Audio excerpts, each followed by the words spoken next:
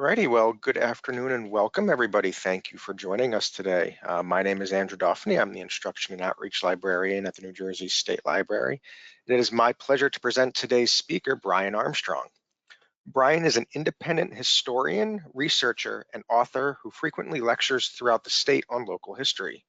He lectures throughout the state on historical topics such as using digital newspapers for genealogical research, women's suffrage and the 19th Amendment, prohibition, World War I, the Spanish influenza, and political history. His 2019 book, The Franklin Park Tragedy, A Forgotten Story of Racial Injustice in New Jersey, won the 2020 NJSAA Author Award, and he has a new book published this year called A History's Lover's Guide to Bar Harbor, Maine. So welcome, Brian. Thank you for coming and speaking to us today. Before we get started, just a few housekeeping items to go through. We will be taking questions today at the end of the program, but you can submit them at any time using the questions box on the GoToWebinar dashboard. There is a survey that'll be provided at the end of this program as well as in the follow-up email. If you can please complete the survey, we always appreciate any and all of your feedback. If you're looking for more information about digital newspapers, what's available in different areas, countries, how they impact genealogy, the Family Search Wiki has a great entry on that. The link is there on the slide there, but I will send it out in a chat so everybody has a live link. Please, if you have a minute, take a look at that. It's got some fantastic information in there. And one last thing before we get started is just for those of you who might be unfamiliar with GoToWebinar, this is what your dashboard should look like if you're using a PC or a Mac. If you are using a mobile device, your dashboard is going to be looking different depending on which device you're using, but all the features will still be there. In the center here, you can see all of your audio settings. This is where you can check to make sure that your audio devices are working correctly, that you have the correct ones chosen. At any time, if you have any problems, you can use this raise hand button here. Just hit that, that'll alert me. I will send you a message and hopefully we'll be able to resolve everything. And as I mentioned before, we will be taking questions at the end of the program, but you can submit them at any time. You can just use this questions box here, type in your question, hit send, and we'd be happy to answer that for you. So that is everything that I have for you today. So it's my pleasure to turn it over to Brian. Okay, good to see you here. Today I'm going to put my presentation on here. Just give me a second. Should come up here. Okay, why am I not seeing? Okay, there we go. Okay. Good to see everybody here today. What I'm going to be talking about is using digitized newspapers, and I'm one of these individuals who have been using newspapers for a long time. Originally they were microfilmed, and you'd have to go into like musty library basements and look at web or microfilm readers to read them, and it would take you hours on end to go through it. And I actually took a trip one time in around 2000 to fly up to Bar Harbor, Maine, to use digitized use the newspapers non-digitized. And you know, the information that I got during that trip, I probably can get in 5 minutes today with digitized newspapers. It's just such a different type of thing. Just what I'm going to talk about today is an overview of digitized newspapers and the information that you can get from them and the available resources. I'm very much extensively, I use them all the time. I've written 2 books that primarily use newspapers as the main resource for research, and they're a great resource to have. Looking at newspapers, they're a second level genealogical research tool. I mean, some people will say, you know, you have to kind of look at them, you know, in a different way, but there's information in them that you won't find in any other record. Newspapers 100 years ago and even 120 years ago provided a lot of detail on people, you know, through their gossip columns and other information, because it was the main source of information for towns and for cities. So they're very valuable. They're fragile because they're made of paper. And so what's happened as early as the 1930s, they've tried to microfilm them so that they're preserved. And there's a lot of great information. And they really are a mirror of who we are, because most of the towns and cities, they would use the newspaper as a way of communicating, and it's very different than the newspapers today. It was a situation where the information you had in there had to be correct because people would insist on its being correct. So what you find is a lot fewer errors in the newspapers 100 years ago than you would find in papers today. The digitizing is a process where they took the microfilmed versions and they actually convert them to digitize them, which sometimes creates problems because of different types of blemishes like vinegar syndrome and the retox blemishes and tears. And these things can mess up the optical character reader, which is the OCR.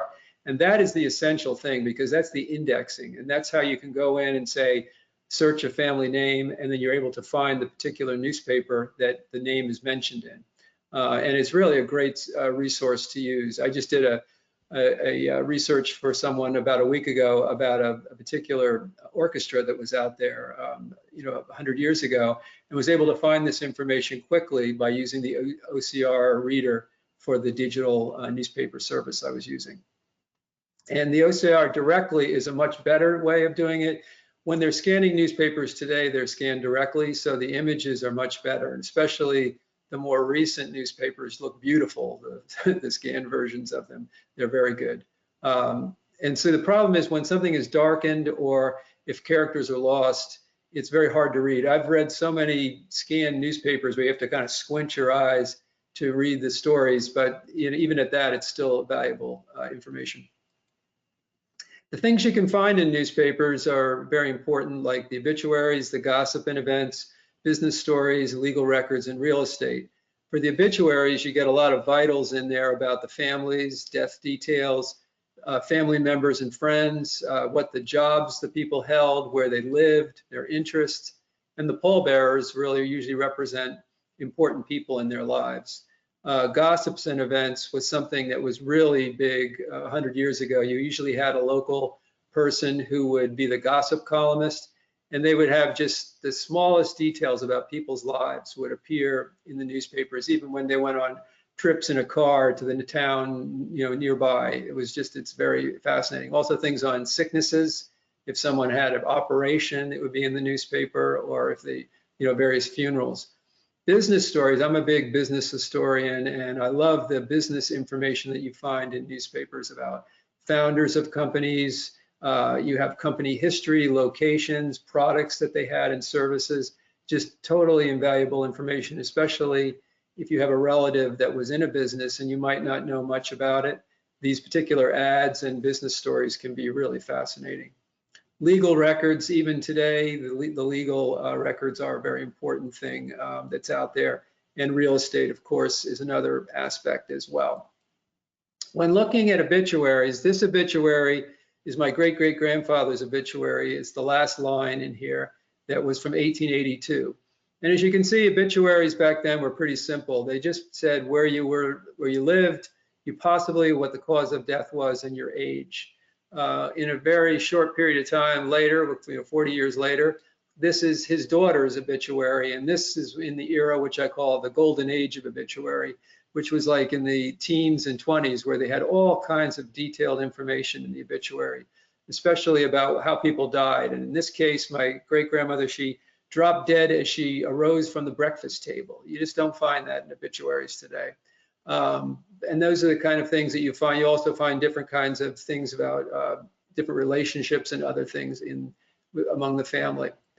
Also in obituaries in the 1950s, you started having pictures being included, and this is a good way to get a likeness of your ancestor that would actually appear in the newspaper. And oftentimes they were pretty good, like this one from the 1953. Gossip events are a big thing that were in the newspapers: activities, weddings, sicknesses, injuries, deaths, business actions, renovations of houses. And if you're into gardening, amazing information about the flowers and trees that people were planting and what they were doing.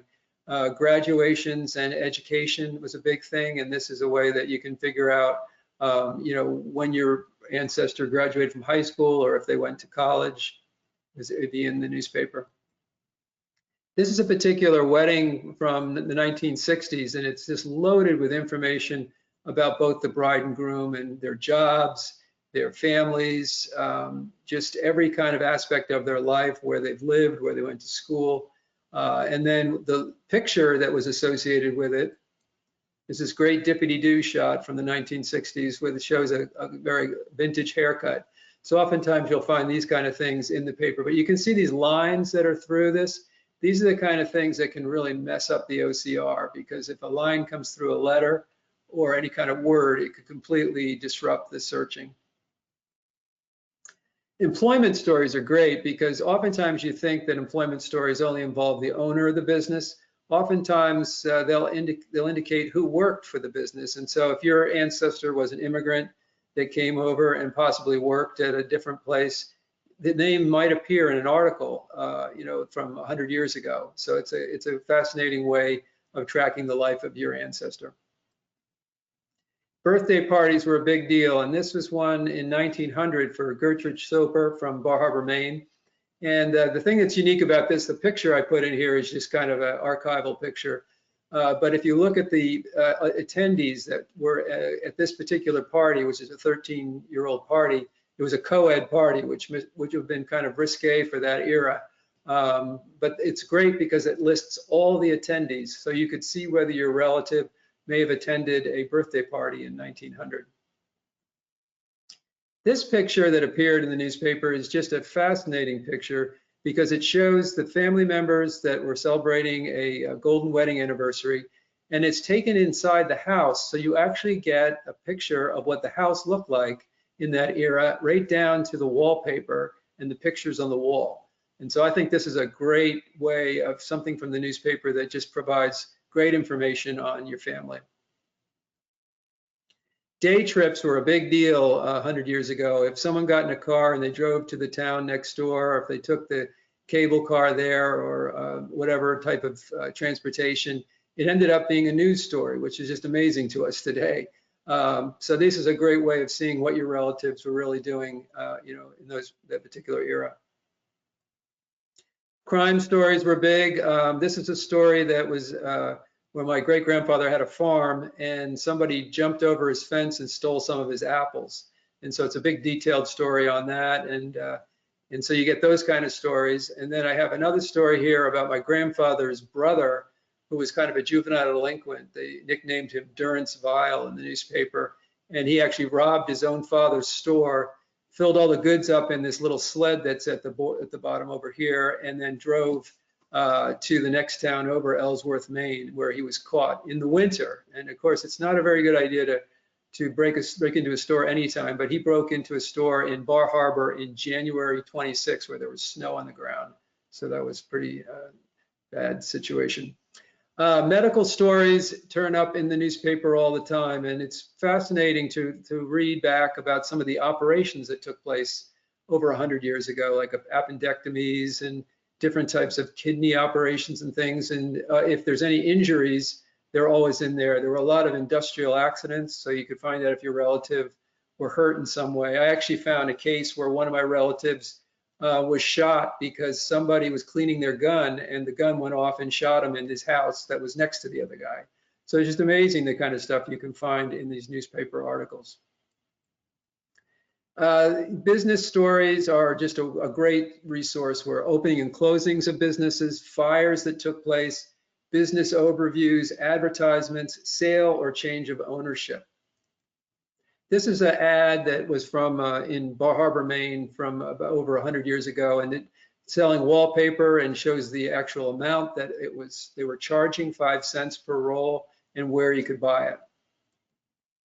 The business trips could have people going to New York City. They would say, so-and-so made a trip to New York, and so you knew that they hopped on a train and came into the station and did whatever business transaction they needed to do. This is a story where I had this photograph from the family car business, which was in South River, New Jersey, and it was this collapsed building. And then I found an article in the newspaper from 1916 that actually told me when the building was built and what its purpose was for.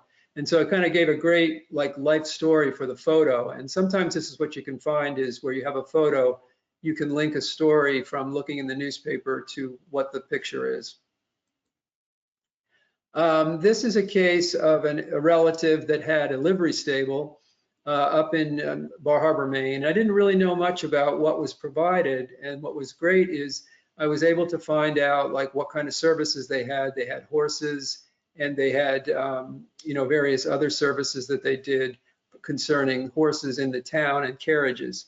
And so this is another valuable thing you can find in these ads for your different relatives' businesses that appear in the newspaper. This ad is very interesting because it has the date when the business was established, which was 1888. It says what the main business is furniture. And then it also shows that these businesses kind of had a lot of side things that they did, where this guy's selling refrigerators, baby carriages, go-karts, china, and Japanese matting. So it was a fascinating way of showing kind of the different services that this business had. This is a picture I found, which was really fascinating. And this is, my grandfather was a civil engineer, and he actually did the sewer system for Elmira, New York. And his picture appears in the paper for doing the sewer system. So even if you're working on the sewer system, you could end up being a person in the newspaper. Fires were a big part of businesses. 100 years ago, there were all types of fires that took place. And if it was a hotel or a business, they would usually list the damage that took place, what type of products might have been the cause of the fire, or were damaged in the fire, and a lot of really good information on the business can be found in these stories about fires. Legal records, of course, even today is a very important purpose of the newspaper. And back then it was as well. You can find information on court cases involving your family, notices of foreclosure, and information about wills, especially if the relative had some money. They usually had detailed stories about who got what. This is an interesting thing that I found in the New Brunswick newspaper. There was this case where Samuel Whitehead, who was a prominent member, a prominent citizen in South River, New Jersey, there was this case where supposedly his two daughters tried to kill him in a conspiracy. And so they had this case, a trial, and in the paper, they list all the testimony. And as I read it, I was just amazed at hearing how people spoke in like 1872, because you hear the way they talked and the different phrases they used, and it was just like almost going in a time machine. So it was very fascinating. Eventually, they were found not guilty, and nothing happened from this, but it was an interesting story nonetheless. The wills are something that appear in the newspaper. This particular relative, William M. Roberts, had a great deal of money, and there was a lot of information about his estate in the newspaper back in 1929. Unfortunately, we didn't get much of it. In the court cases that are in here, oftentimes you have damage suits, you have libel suits, you'll find people suing people left and right. I'm amazed when I look at newspaper articles from the late 1800s, how much people sued each other. There was just so much legal activity going on. Dissolution of partnerships. This is something that happens today, and it happened, 100 years ago. And it also provides a lot of good information. Sometimes it'll include information about when the partnership started, any aspects about it, what the businesses that would come out of the business as it split. A lot of good, valuable genealogical information. This is a story that I found in the newspaper that I thought was fascinating. My great-grandparents had some marital problems, and I actually found that my grandfather put this thing in the paper that said that he wanted to give notice that he would not be responsible for his wife's debts as she has left him for the second time. And in here, I always knew that there were issues in their marriage, but getting this information about that there was actually 2 times that she left, and the turmoil that went on with the paper, it was another fascinating aspect for the family history. This is another notice that I found in the newspaper where this one says, whereas my wife, Emmy Sinclair, has left my bed and board without just cause, I forbid anyone trusting or harboring her on my account, as I shall not pay any bills contracted by her after this date. So another one of those legal notices that appear in the paper. Real estate is an important thing that appears in the paper today, and it was important back in the past. You'll find all kinds of real estate and commercial listings, building renovations, sales or foreclosures of property. All kinds of interesting things can be found concerning real estate. These are some typical types of ads that you would find in the paper where properties would be sold and have a lot of detail on the property, sometimes listing the buildings and sometimes mentioning prices and other information, which could be very interesting for your genealogical search. This building was a building as a child. I used to be on the second floor there and watch the 4th of July parade up in Bar Harbor each year. And what happened was in the 90s, they actually tore the building down because it had been the newspaper office there and it had been shook for so many years that it was unstable. They replaced it with a great building that's there now, but at the same point, I had this nostalgia for it, and I found this picture of the old building being renovated in 1976 in the newspaper. And so this is a great example of sometimes you can find these childhood memories in the newspaper. Eviction notices appear in the newspaper, and this was kind of a common thing, today, and well, not so much today because it's not much of a published thing, but back 100 years ago, if someone was evicted, they would put information in there. And this is actually the case of my great-grandparents were evicted from their property back in the 1890s. And it was fascinating to look at the record in the paper on this because it showed that the process took over a year for the eviction to take place. And then I just want to mention newspapers, what I call the good, the bad, and the ugly of newspapers. The good is when you find something unexpected and you're looking around, and in the case for me in this was that I had this photograph from the bottom on the bottom right, which is a picture of a birthday party my mother attended. And I had no information about what it was. But then when I went in the newspaper, I found an article about her 12th birthday party. And in there, it linked it to this location. And so I knew then that this is the actual party that's being mentioned. And then also the newspaper article mentioned the names of all the girls that were actually attending. So it was another of those great finds that you find by accident that just add to your information on your family history. This is another great case where my ancestor, David Armstrong, that had come from Northern Ireland, we thought he was a one-way immigrant that came. And I found as I was researching in the paper that he actually went back to Northern Ireland to visit his mother who was ill. And he went there for a few months back in late 1905 and 1906. And so this is kind of exciting news because usually you think your relative is a one-way immigrant. So it was kind of a fascinating piece of information to find out on the family history by accident. The bad is when you find bad information on your family. My great-grandfather over here, pictured on the right, Haven, was involved with a domestic incident with his wife, where he was actually incarcerated in the Hudson River State Hospital in Poughkeepsie, which I've driven by several times as I drive north, and because of this incident, which was something that was kind of startling. I had no idea that this had gone on. Another case of the bad is we had this family story where my grandfather's brother supposedly went to the TB sanitarium up in Saranac Lake. And when he was there, supposedly he had this relationship with a gangster's girlfriend, and the gangster came into the room and shot him in the back as he was fleeing from the window. And this is a story that had been repeated multiple times within the family over the years. And as I was researching in the newspaper, what I really found was he'd actually tried to kill himself because he was despondent from being 18 years old and having TB. And he had made up this story to tell my uncle so that to kind of cover up what had actually happened in Saranac Lake. And the ugly is what I consider when you think the newspaper can solve a problem that you have. And you think, okay, I know if I go to the newspaper and I look at this particular date, that the answer to my long lost question is going to be answered. And I've heard this from other people that have used, digital and regular newspapers, is they just think that the thing should be there and it should be there.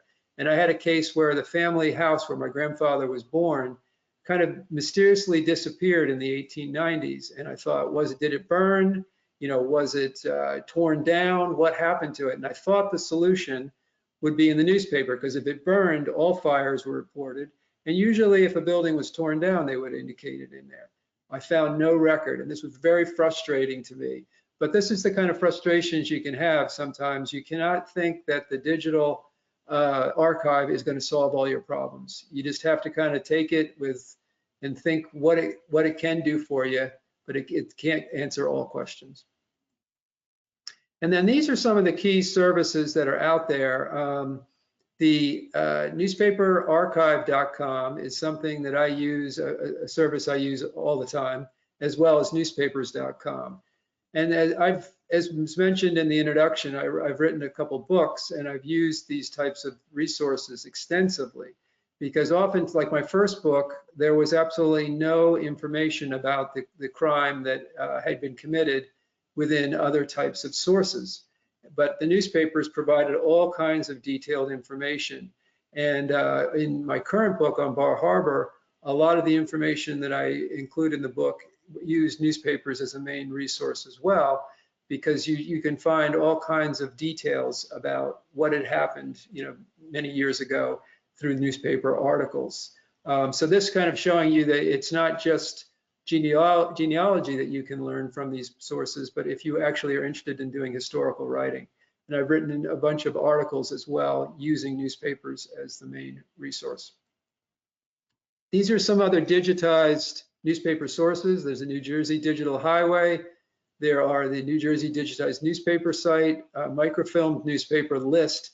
This is if some of the newspapers are not digitized and you still want to do the old school, microfilm reader thing, you can do it. It's a little difficult, but if it needs to be done and you have some specific idea of when something might be in it, you can use it. And then all digitalized newspapers, this one site, Chronicling America, I found a lot of fascinating stuff in there as well on different topics. It's a pretty good site. And then libraries, various libraries kind of support the idea of using digitized resources. And these are just some of the libraries in New Jersey that have the ability for you to go there and look at digitized resources. The New Brunswick Public Library, they took the step even further. They're the big group that was involved with digitizing the home news and the New Brunswick Times, all the way from the 1870s up until about 1930. And I've used that resource extensively. It's also a free resource that through the library that you can use. And it's just, if you have relatives within that range of New Brunswick, South River, East Brunswick, you can just find incredible information about your family in that New Brunswick free library resource. And this is a wonderful book, and I'm not connected in any way on this. So if you buy this book, I'm not making any money off of it. It's a book that I bought, and I just thought it was really a terrific book for those that want to find family history in newspapers. And it's a downloadable book. You can download it, and it's a valuable resource to help you kind of navigate newspapers for various types of information. And then there's a big project going on in New Jersey to try to digitize all the newspapers, going back to 1777. There's been a lot of money going towards that. And there's a lot of the older newspapers are definitely the priority first, because they want to make sure that those get a copy before they deteriorate. And so that's been an ongoing effort going on in New Jersey. And then just a little thing about techniques. When you're using OCR, you use unique names, first and last, and you use the business names. Sometimes what I do is deep searches, where if I had like a lengthy name, I might search on every aspect of the name or the title, because sometimes a part of it might be damaged. For instance, if something lint got on it or something when the scan was done. So it might be in there and it might not be indexing properly. So sometimes you have to use different tricks to find things. Because the OCR is only as good as what was provided when it was actually converted to digital. And then non-indexing, sometimes what I do is if I have a date or event that I know took place somewhere, most of the resources allow you to go search on a specific date for a newspaper. And so I've done that many times where I don't use the OCR. I actually go directly to the papers, and I might scan, say, a month's worth of newspapers because I know something took place in May or June of 1900 or 1910. And so that's another way that you can use the digitized sources. Also, what's nice about them is most of the major ones allow you to download whatever you find. Some of them are clear. I find the newspaper archive, their downloads are a little clearer than the ones from newspaper.com. But they're all, what I do sometimes is I actually go online, find what I like, and then I use my phone and take pictures of that particular thing that I'm looking at on my computer screen. Because what I basically want is the information. I don't care what the quality of the image is. So sometimes that's what I do. And then this is, I talked about the New Brunswick Times and the Home News. And this gives you an idea. They're digitized at 400 DPI. You search by keyword and browse by date. And then you look through the different types of things. And it all depends, again, on the nature of the microfilm for the conversion. Some of the newspapers are better. Sometimes I found that pages were missed, which was very frustrating. You'd look and you'd say, oh, who did this scanning? Because things were messed up. And a lot of this was done back in the 1930s during the New Deal. Some of the jobs were for scanning documents in newspapers. So you had people that weren't exactly, maybe as motivated at all times to do a quality job. But for the most part, most of the images are pretty good. And as I was telling someone recently, I find the quality usually from the turn of the century up until about 1950 pretty good. A lot of the bad scanning took place in the 50s and 60s, and that's where you find a lot of stuff darkened and pictures that you can't read and things like that. And so in searching here, like for instance, Elmwood Cemetery or George K. Parcell, what you would do is you do Boolean searches. Either you add the plus sign between it or you search on one aspect of the name. If it's a unique name, it's easier to search than if it's something like George Jones. It becomes very challenging, when those kind of common names. And then the golden rule of all of this is trust but verify. I mean, newspapers make mistakes. I had an article written about my book about 2 weeks ago where the woman interviewed me, but then put like information I didn't say in there. So I mean, fake news happens. So you have to be careful and search out what's really in it and make sure. But I mean, the value is that most of what you find in the newspaper still is so much more important than the mistakes. So whether it's confused dates and names and things, you can sort that out the best you can. And to give you an example, this is my grandfather. He had this big moment in 1902 where he had gone to school his entire school career and never missed a day. He was never tardy, never late. And they had this big article in the newspaper and even had a photo of him in it. And they got his name wrong. They call him Robert Chambers Armstrong in the article. But down below, when you look at the article, it calls him Charles Chambers Armstrong. So even 100 years ago or 120 years ago, they were making mistakes. So you must verify everything you find just to make sure. And there's an interesting story that I found here I wanted to share with you. My grandfather had won this award in 1907 for a temperance speech he had made. And what I didn't know at the time until I read the newspaper was he won the contest due to a boil on his neck. Because what the article said in the newspaper was that this thing was giving him so much pain that his intensity about temperance became so hot that at the end of the speech, the judges just said, we must give this boy the award. He's so passionate about this. And then later on in the newspaper article, he basically, fessed up and said, the reason why I was so, passionate was I was in dire pain as I was making the speech. And then that's the end. And I want to open this up for any questions, that anybody would have. And again, these are two of the books that I did extensive newspaper research on, and I can, provide any kind of questions you might have. Hey, thank you, Brian. If anybody does have any questions, please send them using the questions box and the GoToWebinar dashboard. We've already had some come in, and I've been answering some of them as I can, but there are others that I'm going to leave for Brian. Sure. So which of the resources that you highlighted are free, paid, subscriptions, etc.? I think you had a couple slides that had some resources. The newspapers.com and the newspaperarchive.com are paid services.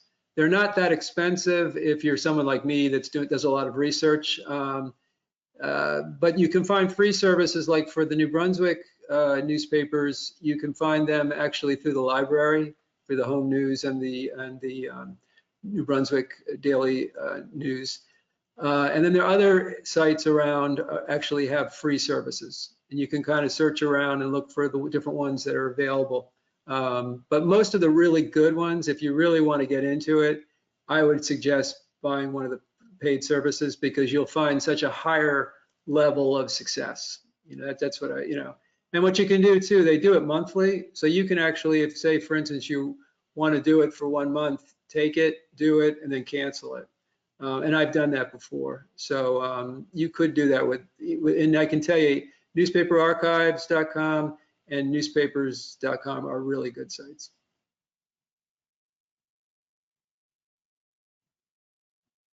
Any other questions?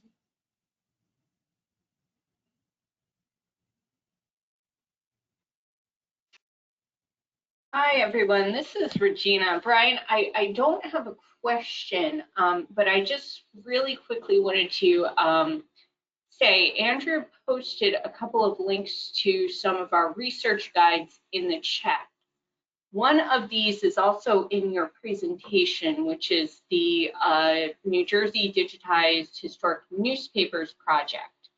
And that has a complete breakdown of where you can find all of the New Jersey papers that our librarians could find in any sort of digital archive. And it's indicated on this guide whether or not the repository is free or if it's a paid service. So that's a really good resource if you're looking specifically for New Jersey newspapers. In addition, I also asked Andrew to add the our newspapers research guide. This is different from the digitized newspapers. The newspapers guide is a guide to what is in the holdings at the New Jersey State Library. And we do have newspapers. Our collection is pretty good, mostly for the 20th century, although we do have some 19th century and even 18th century papers, but our focus is mostly 20th century. And we have newspapers representing 20 of the 21 New Jersey counties. So just some additional information for the audience. Yeah, that's and some of those sources. I know I've gone to libraries in New Brunswick and other areas where you can actually look at newspapers that have not been digitized, like the Hunterdon County Democrat, where I grew up in that area. That's not digitized yet, and so you actually have to look at the microfilm reader. But you can look at those with different libraries; they have them available. And then also, I know, like the Franklin Park Library, they had certain digitized newspapers that if you went to the library, you could review for free from the library. They weren't accessible online, but they were accessible when you physically went to the library. They had some digital newspapers available. All right, so yes, is there Regina kind of touched on this, but is there a global resource to identify digital site records from other states, and is it free? I don't know. I know I've seen some things online about different newspapers that are out there, but when I go to these paid services, whether it's newspapers.com or newspaperarchive.com, when you search, you see all the different papers, and it's amazing the vast number of papers that were out there. I know when I was doing the book on Franklin Park tragedy, the particular murders were reported in hundreds of papers nationwide. And in the newspaperarchive.com, they had copies of all those newspapers out there.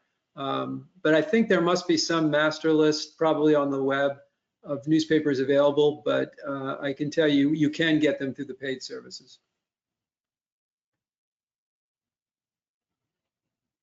I'm wondering how Ancestry's digitized newspaper search compares to Genealogy Bank. That I'm not so sure on.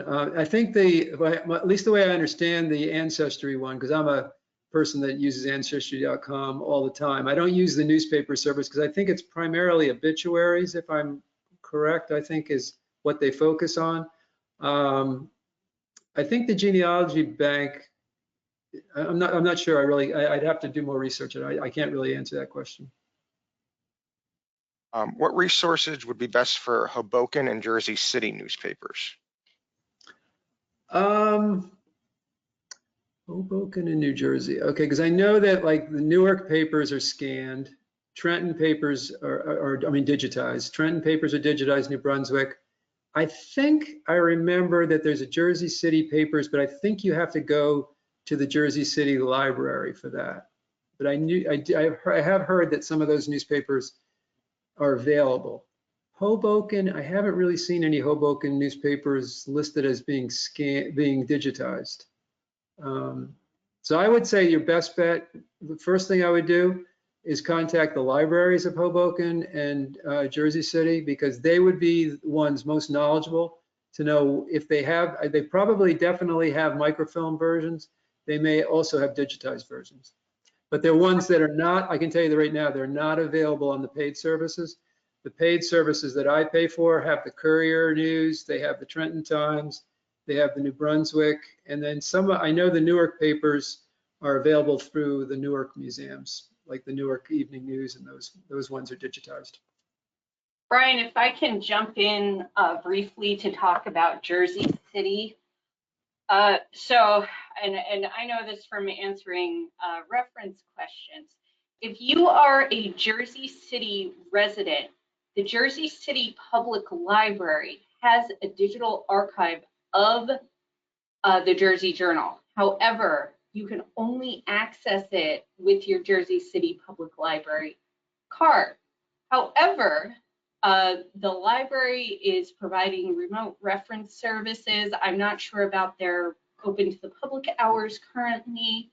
And you can write to John Beekman, who is the head of the New Jersey room, and request any Jersey Journal archive searches. So if you're on this call and you are a Jersey City resident, this is really great news for you. As long as you have your Jersey City Public Library card, there is a digital archive.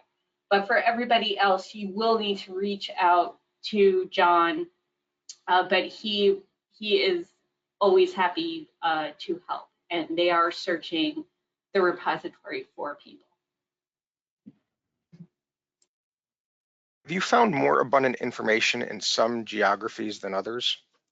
Yes, definitely. I mean, I would say that when you look at the East Coast and the West Coast, there's more newspapers available, especially the New York area. There's so many, newspapers that are digitized. The Boston papers have been digitized. I haven't seen as many Philly papers digitized as much. I haven't seen so much of that, but other parts of the country, there might be less available. But the thing that's fascinating about newspapers, which I never realized until I wrote the Franklin Park tragedy book, was that so many of the stories were actually kind of exported to other newspapers throughout the country. So if an event took place, say in New York, that story would then be sent probably by wire to Ohio or Wisconsin or Montana, and the same story would be reprinted verbatim in those newspapers in that area as well. It was a fascinating thing to see, but that's what happened. And that happened, 125 years ago. So it happened consistently with newspapers.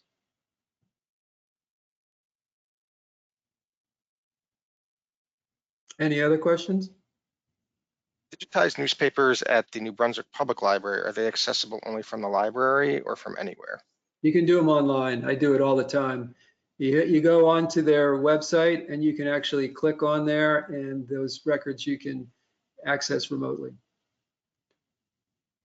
It's sometimes a little tricky to figure out how to navigate around it, but it's definitely available for free. Copyright webinar that we had a few weeks ago said Genealogy Bank is very strict in its usage. What about newspapers.com? Is it much more free in what it allows? As far as meaning using it in a book or what? Yeah, I think it would mean yes. Well, I've published things in both my books from newspaper archives, and as long as I gave the proper citation, they're fine with it, because I mean they don't own it. I mean it's pretty much something that was produced before, and it's a library resource, a resource that's out there, a newspaper. So I haven't run into any problems using it as long as I put proper citation. About Bergen County newspapers, specifically Inglewood?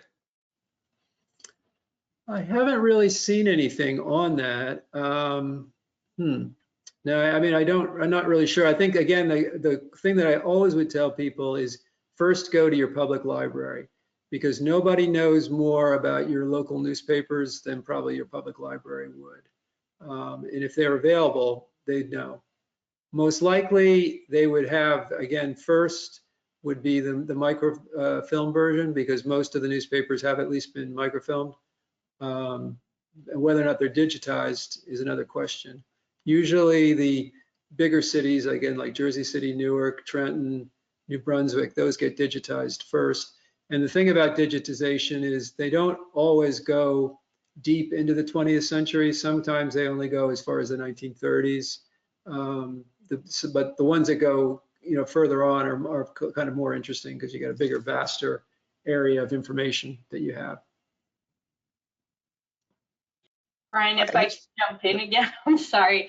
I just checked the New Jersey Digital Newspapers Project, and the Englewood Public Library has a digital repository for the Englewood Press and the Press Herald from 1890 up through, I'm sorry, I need to toggle back, up to 1982. That's pretty good. That's a great repository to have that length of span. Any suggestions for finding slavery-related history? That's something that I used a lot with my Franklin Park tragedy book. You find some references to things. Oftentimes you have to look at other records to find things, like, especially like Ancestry.com. I found some fascinating records.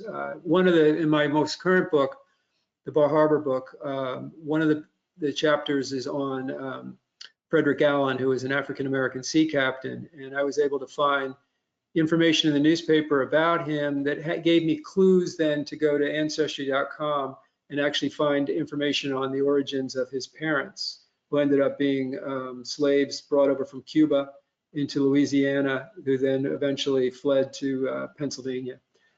So newspapers can provide clues, but oftentimes I haven't seen, unless you go back and they actually have like a record of like the transaction that maybe took place, but you find better records concerning that in things like wills, in other types of listings like manumissions. I know that New Brunswick has a listing of all the manumissions that took place within the particular county.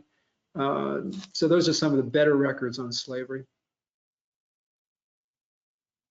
Doing historical research about my family's church in Newark, New Jersey, how would I start? They are still present in the city, but forced to move from their original location. As far as the church history, churches tend to end up being mentioned in the newspaper. So I would definitely look in there and look at the name of the church. Oftentimes what happens is they'll have events that happen at churches. They would have listing of changes of ministers, especially building projects concerning churches turn up in newspapers. Churches is definitely a hot topic in newspapers. So I think that's a good way of going in there to one of the search engines. And if it's a particular city, I would go to the public library there and see what they have available as far as their digitized newspapers and search on the name of the church. Some comments from the previous questions. That Genealogy Bank has the Jersey Journal from Jersey City, so you can check that out. And the microfilm of the Bergen record, you have to go to the Hackensack Library. You do? Okay. Let's kind of go researching Hackensack, Inglewood, and Irvington. What sources would be best to search? I think that probably gets back to what you just mentioned. Probably the Hackensack Library is probably the best resource there. I would go there and see what they have available. Do you know about the family on the cover of your book, The Franklin Park Tragedy? Yes, that's Aaron Statz. In fact, I did a profile of the family in the book, and he's the one African-American family that was photographed by the photographer that took photos at that time. And his grave is actually in the sole African-American grave in the cemetery that's along Route 27, south of New Brunswick. And it's actually, there's an area there where the graves are that's much larger, and I believe that that's actually an African-American cemetery. That probably the stones, were more fragile and didn't survive, but his stones, because he was a fairly prosperous farmer that had his own land, that he bought a much more durable stone. Philadelphia newspapers from the 18th and 19th centuries would cover Mercer and Hunterdon counties. You said the question is, would they? Which Philadelphia newspapers from the 18th and 19th centuries would cover Mercer or Hunterdon counties? I don't think they really would, because everything was very local at that time. I mean, if you want things for Hunterdon County, there's definitely, I know from going to the library there's some older newspapers. I think it's the Hunterdon County Republican is one of them. Then there's the Hunterdon County Democrat, and there's a few other local newspapers, but I don't think that you're really going to find it in a Philly paper, because Philadelphia would primarily report on Philadelphia stories and the area around there. And then Mercer County, I'm trying to think what the newspaper is for. Well, of course, there's definitely the Trenton papers would be for Mercer County. And the Trenton Times is one of the digitized papers that's available that I have definitely used as a resource. Somebody mentioned the Philadelphia Inquirer had a daily Camden news column in the late 1800s. Oh, they did? Okay, that's interesting. I mean, it's possible. I know, like, for instance, living in Hunterdon County, there was the Flemington Speedway, and there were like Pennsylvania papers that would actually report on the activities of the Speedway. So I guess there is that regional aspect of it, that people would do that if there's a regional interest.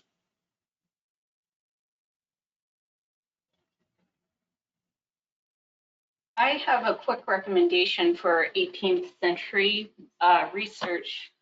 In the very early 1900s, the New Jersey Historical Society undertook a project where they went through colonial newspapers looking specifically for New Jersey's stories, anything related to New Jersey. And these were published all over, in papers all over the 13 colonies. This series is called Extracts from American Newspapers Relating to New Jersey. It was published pre-copyright law, so all the volumes are digitized. We also have it at the state library. I personally have found it invaluable for doing research during that time period. I was stuck trying to find a Revolutionary War soldier, and instead I found him not serving as a soldier, but committing a murder. And there were newspaper articles about the murder.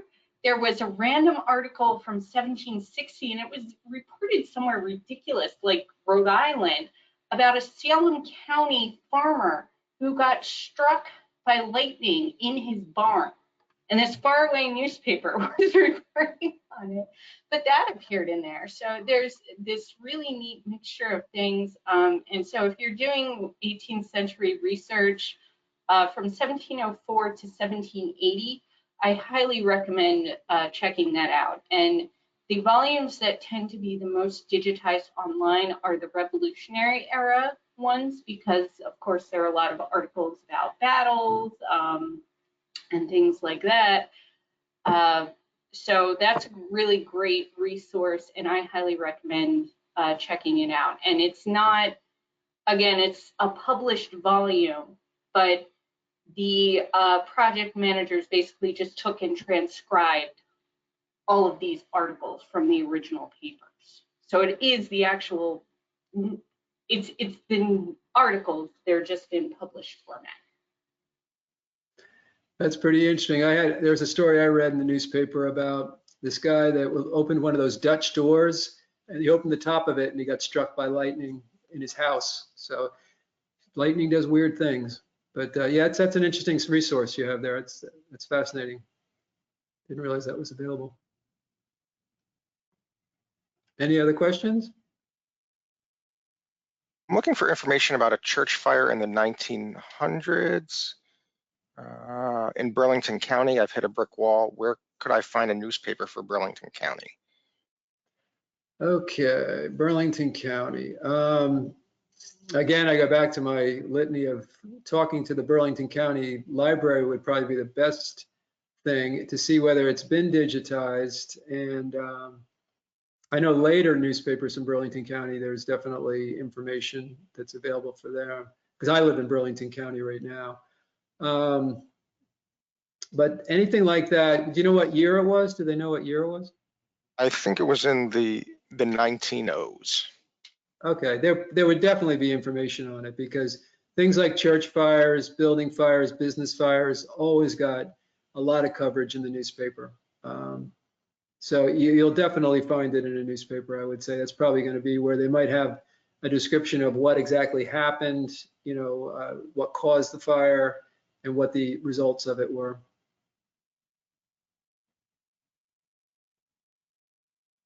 We had a bunch of thank yous and excellent, fantabulous presentations. You know, thank you for all the great resources and sharing of your family stories.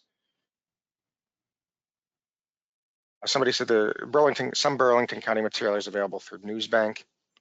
Okay. Yeah, things like church fires, though, that's something you would definitely find in the papers. There was a lot of coverage, and fires were very prevalent. I'm actually working on a book that's about New Jersey fires and other types of disasters, and you find so much information, you know, in the newspapers about that stuff. I was surprised, just as a side note, how many forest fires have taken place in New Jersey. You know, you always hear about fires in California and other places. The Pine Barrens down this way, so many major fires.